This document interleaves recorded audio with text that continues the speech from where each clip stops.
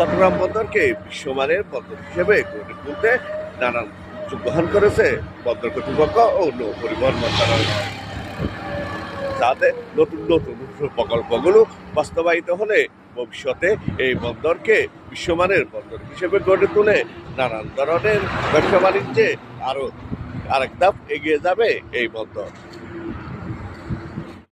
চট্টগ্রাম বন্দরে new mooring terminal পরিচালনার প্রতিযোগিতামূলক দরপত্রের মাধ্যমে বেসরকারি প্রতিষ্ঠান নিয়োগ করা হবে।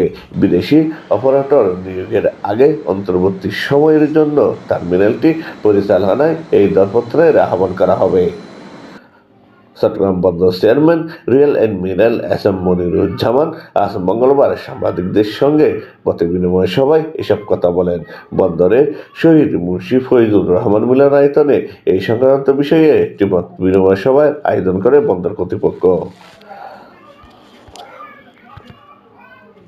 মতবিনিময় সভায় বন্দরের নতুন প্রকল্পগুলো নিয়েও কথা বলেন বন্দর চেয়ারম্যান। তিনি বলেন, বন্দরের পতেঙ্গা ও লালদিয়াছড়ে কন্টেইনার টার্মিনালের বিনিয়োগ ও পরিচালনার জন্য বিদেশি অপারেটরের সঙ্গে চুক্তি হবে।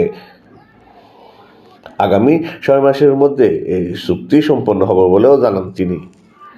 বন্দরে দুর্নীতি ও অনিয়মের বিষয়ে বন্দর চেয়ারম্যান বলেন, বন্দরের সিন্ডিকেট ভেঙে ব্যবসার সুস্থ পরিবেশ নিশ্চিত করার কার্যক্রম জোরদার করা হয়েছে, যার বড় উদাহরণ বিগত সরকারের আমলে বহির্নোঙরে বড় জাহাজ থেকে ছোট জাহাজে পণ্য হস্তান্তরের কাজে 23টি প্রতিষ্ঠানকে লাইসেন্স দেওয়া হয়েছিল, যা যাচাই বাছাই করে গত সপ্তাহে এসব লাইসেন্স বাতিল করা হয়েছে।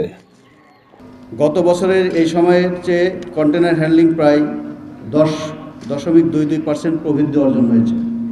বর্তমানে জাহাজের অ্যাভারেজ ওয়েটিং টাইম 1 থেকে 2 দিনে নেমে এসেছে, যা ইতিপূর্বে 6 থেকে 8 দিন ছিল।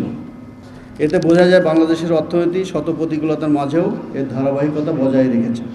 এদিকে বাংলাদেশ পাকিস্তানের সঙ্গে নতুন শিপিং রুট ও পথ চালুর বিষয়েও কথা বলেন বন্দর চেয়ারম্যান। তিনি বলেন, নতুন এই পথ চালু হওয়ায় বাংলাদেশের আমদানি রপ্তানির ক্ষেত্রে নতুন দিগন্ত উন্মোচিত হয়েছে। এতে সাশ্রয়, সময় ও খরচও বাঁচবে।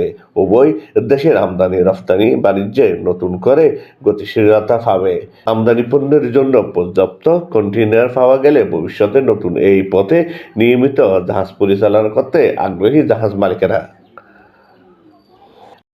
এখন পাকিস্তানের সাথে চট্টগ্রাম বন্দরের নৌ রুট চালু হয়েছে, যা ভবিষ্যতে বাস্তবায়িত হলে ভবিষ্যতে এই বন্দরকে বিশ্বমানের বন্দর হিসেবে গড়ে তুলে নানান ধরনের ব্যবসা বাণিজ্যে আরও আরেক ধাপ এগিয়ে যাবে এই বন্দর।